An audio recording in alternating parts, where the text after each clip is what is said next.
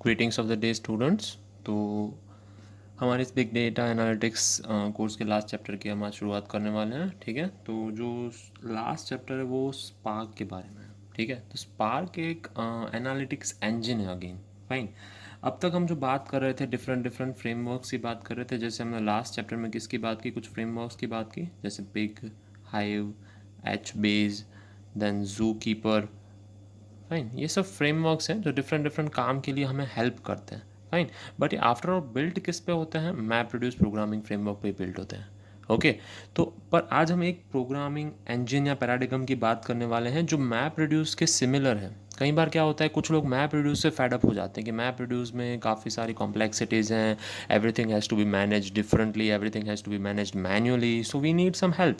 तो उन्होंने क्या किया, एक स्पार्क नाम का एक इंजन डेवलप किया। सो स्पार्क है क्या, बेसिकली क्लस्टर कंप्यूटिंग फ्रेमवर्क है। जैसे मैप रिड्यूस कैसे पैरेलल प्रोग्रामिंग फ्रेमवर्क है, वैसे ये क्लस्टर कंप्यूटिंग जो अच्छे से अरेंज कर सकता है वैसा एक फ्रेमवर्क है लार्ज स्केल डेटा प्रोसेसिंग के लिए। Okay, so other processing framework में क्या करते हैं, मैप रिड्यूस है वो एग्जीक्यूशन इंजन होता है। जैसे हमने बात की, ये सारे फ्रेमवर्क में मैप रिड्यूस का एग्जीक्यूशन इंजन है, बट स्पार्क क्या है, वो अपना own distributed run time use करता है। किसके लिए, executing on cluster of computer, यानी एक से ज़्यादा कंप्यूटर पे रन होने के लिए वो खुद का engine, distributed run time engine use करता है। ओके, वो हडूप के साथ क्लोजली इंटीग्रेटेड है। कौन, स्पार्क। क्यों, क्योंकि it can run on YARN, यानी yet another resource negotiator. We should know the full form of YARN, yet another resource negotiator.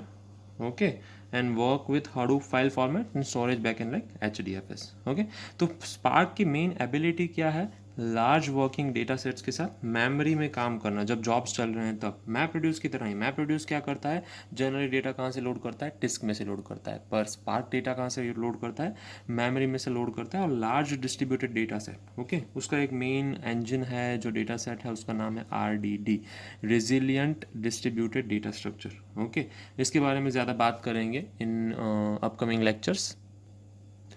तो स्पार्क के एल्गोरिदम से मेनली बेनिफिट कौन होते हैं, दो टाइप के एल्गोरिदम बेनिफिट होते हैं, जो एक तो इटरेटिव एल्गोरिदम होते हैं और इंटरैक्टिव एनालिसिस होते हैं, जहाँ पे यूज़र के फीडबैक के ऊपर से आप कुछ चेंजेस करते हैं डेटाबेस में, या फिर इटरेटिव एल्गोरिदम जो एक के बाद एक रिपीटेडली डेटा सेट को अप्लाई करने के लिए होता है। ओके, तो अनलाइक मैप रिड्यूस, स्पार्क क्या फॉलो करता है, डायरेक्ट असाइक्लिक ग्राफ वाले एक इंजन फॉलो करता है, और आर्बिट्रेरी पाइपलाइंस ऑफ ऑपरेटर्स उसमें होते हैं। फाइन, जो एक सिंगल जॉब ऑफ यूज़र होती है उसको ट्रांसलेट कर देता है डिस्ट्रीब्यूटेड जॉब्स में। फाइन, सो स्पार्क अब तक अच्छा प्लेटफॉर्म प्रोवाइड हो रहा है किसके लिए, उस रीज़न है, काफ़ी सारी एनालिटिक्स स्कूल के लिए वो अच्छा प्लेटफॉर्म है। रीज़न क्या है, उसमें जो मशीन लर्निंग लाइब्रेरीज़ हैं, ग्राफ प्रोसेसिंग सिस्टम है, स्ट्रीम प्रोसेसिंग है यानी कि स्पार्क स्ट्रीमिंग है, और स्पार्क का SQL प्रोवाइडेंस है, उसकी वजह से वो काफ़ी हेल्पफुल प्रोवाइड हो रहा है। तो स्पार्क के स्टैक के बारे में देख लेते हैं। एक तो स्पार्क कोर है।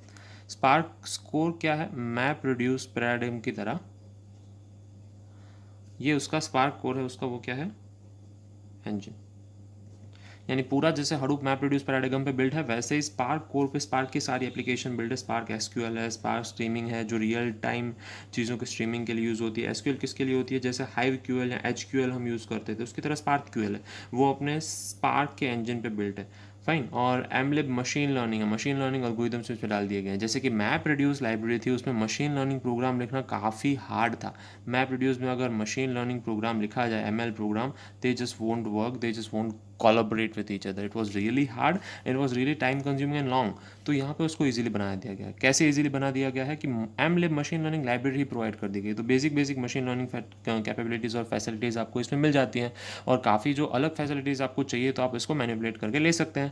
ठीक है, और एक ग्राफ प्रोसेसिंग है, ग्राफ रिलेटेड डेटाबेसेस जो है वो हैंडल अच्छे से करने के लिए इसके पास ग्राफ प्रोसेसिंग है। और इंटरनली वो स्टोरेज के लिए किसे यूज़ करता है, एक तो वो स्टैंड अलोन शेड्यूलर को यूज़ करता है, ये रिसोर्स के लिए येट अनदर रिसोर्स नेगोशिएटर, और मैसोस को यूज़ करता है। फाइन, इनबिल्ट है ये उसके स्टोरेज हैं सारे, मैसोस है वो मेमोरी रिलेटेड स्टोरेज है, और HDFS का भी वो एकदम स्ट्रांगली यूज़ करता है, उसके साथ स्ट्रांगली एसोसिएटेड है। तो स्पार्क स्टैक ये था, very easy and nice.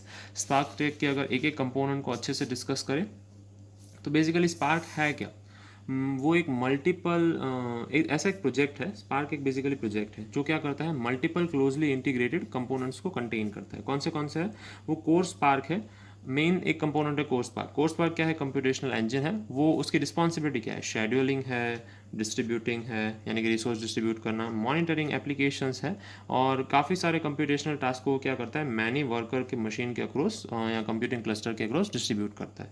Spark core की जैसे हमने बात की, वो मेन इंजन है, उसका काम ही फिक्स है। Task scheduling, memory management, fault recovery, ये सब उसके कोर काम है, क्योंकि वो कंप्यूटिंग इंजन है। तो कंप्यूटिंग इंजन जैसे मैप रिड्यूस है, वो जैसे जैसे काम करता है, वो सारे काम कौन करता है? स्पार्क कोर करता है। वो एक होम ऑफ द एपीआई है, यानी काफ़ी सारी एपीआई है वो स्पार्क कोर पे डिपेंडेंट है। जैसे कि वो कौन से डेटा स्ट्रक्चर यूज़ करता है? रेजिलियंट डिस्ट्रीब्यूटेड डेटा सेट, ये उसकी मेन एंटिटी है स्पार्क की। क्या होता है, कैसे काम करता है, will see in upcoming lectures. But याद रखेंगे कि रेजिलियंट डिस्ट्रीब्यूटेड डेटा स्ट्रक्चर होते क्या हैं? डेटा सेट्स वो एक कंप्यूटर में नहीं होते हैं, अक्रॉस द क्लस्टर है वो डिवाइडेड होते हैं। जब across the cluster data set divided होता है तो मैप रिड्यूस को प्रॉब्लम होता है। मैप रिड्यूस को क्या कि हडूप में स्टोर डेटाबेस चाहिए जो कि एकदम फिक्स है। पर जब resilient data distributed data sets होते हैं उस पर हडूप अच्छे से, मैंने मैप रिड्यूस अच्छे से काम नहीं कर सकता है। तो स्पार्क है वो उसका मेन प्रोग्रामिंग एक्सपेक्शन है या मेन प्रोग्रामिंग एक स्ट्रेंथ है। ओके। सिमिलरली स्पार्क एसक्यूएल, जैसे हमने बात की एसक्यूएल डेटा स्ट्रक्चर के साथ डील करने के लिए, स्टार स्ट्रीमिंग डेटा के साथ डील करने के लिए हम यूज़ करते हैं। एमलिब है तो मशीन लर्निंग एल्गोरिदम रिलेटेड है, और ग्राफ एक्स है वो ग्राफ रिलेटेड डेटा के साथ डील करने के लिए। फाइन। तो स्पार्क में कुछ अच्छे अच्छे स्पार्क कोर कंपोनेंट है जो मॉनिटरिंग वगैरह का काम करता है, उसके ऊपर बिल्ट यानी इंजन के ऊपर काफ़ी सारे अच्छे अच्छे कंपोनेंट बिल्ट हैं। फाइन। तो इसके अलावा होता क्या है स्पार्क में? क्लस्टर मैनेजर होता है, अंडर द हुड होता है, यानी क्लस्टर मैनेजर जनरली आपको कोर बिल्डिंग में दिखाई नहीं देते हैं। तो efficiently scale up from the one two many thousands of computer node. Spark को स्केल तो करना पड़ता है, कोई भी सिस्टम को स्केल अप करने का मतलब क्या होता है कि उसमें नोड्स बढ़ाने पड़ते हैं। ओके। तो अगर नोड्स बढ़ाने पड़ते हैं तो उसको मैनेज करने के लिए कौन चाहिए होगा? क्लस्टर मैनेजर चाहिए होगा। ओके। सो कौन से क्लस्टर मैनेजर्स हम उसमें इंक्लूड कर सकते हैं? तो जैसे यान है वो रिसोर्स मैनेजर है या क्लस्टर मैनेजर है। फिर अपाचे का मेजोस नाम का एक क्लस्टर मैनेजर है जो डिफरेंटली बिल्ड किया गया स्पेशली स्पार्क के लिए। और इसके अलावा इन दोनों का काम नहीं है तो एक सिंपल क्लस्टर मैनेजर कौन है? स्पार्क में खुद एक ऑलरेडी इनबिल्ट आता है जिसको हम स्टैंड अलोन शेड्यूल कहते हैं। Fine. We already saw this in Spark data stack.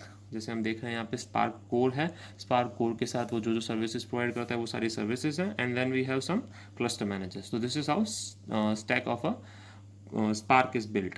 Fine. So we'll keep it to this in our lecture. Next lecture में when we discuss, we are going to discuss about Spark in memory computing. कि Spark का जो main paradigm है in memory computing और resilient distributed data set, इन दोनों के बारे में बात करेंगे. Okay. Fine. Have a good day.